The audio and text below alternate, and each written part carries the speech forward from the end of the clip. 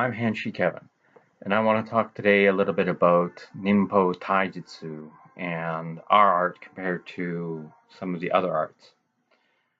In the idea of teaching martial arts, many instructors are teaching incredible techniques, incredible skills to students.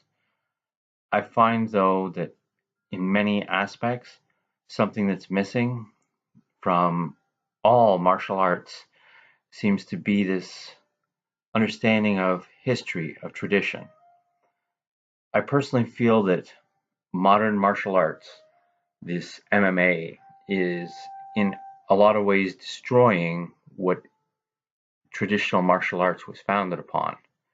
Taking 6 months of MMA, getting into a ring, fighting other people, and being able to win does not make you a martial artist. It makes you a thug, a fighter, but it's not necessarily going to make you a true martial artist.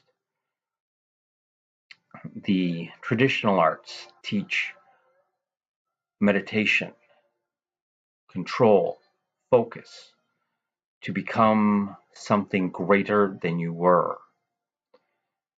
It is not a military style that I teach. It is a style of reactive, natural combat that anybody can learn at any age, whether you already know an art or you've never learned an art. From what I'm going to teach, people will experience and gain insight into themselves. Beyond the physical, I can't teach you anything, but I can give you a deeper understanding of who you truly are and why you're doing what you're doing. The most important aspect to martial arts really comes from inner reflection. In traditional ninjutsu, the first year is spent on spiritual purification, on determining who you are, what you are. In our modern world, we're defined by our jobs. You ask people, oh, what do you do? And they tell you their job title, not what their enjoyment is. You are not a construction worker. You are a person that does construction to make money for the things that you enjoy, for the life that you live. If we continue to allow this progression where traditional arts are lost, I think that many of the greater aspects that people died for are going to be lost as well. When you teach a technique to your students on grappling, for example, or a throw, there should be some realization at a deeper level that that technique came from trial and error, and the lives, the blood, the sweat of probably dozens of people before it became a technique that was passed down from generation to generation. It was something that was proved, that worked, and looking on the internet, a lot of trolls will see a technique and say, oh, that'll never work. Of course it'll never work, because you've just thought of a situation where you can counter it. You know what's about to happen. If I tell you I'm going to punch you in the face, you're going to block your face. But when I kick you in the groin and your hands are by your face, you're going to feel a little stupid.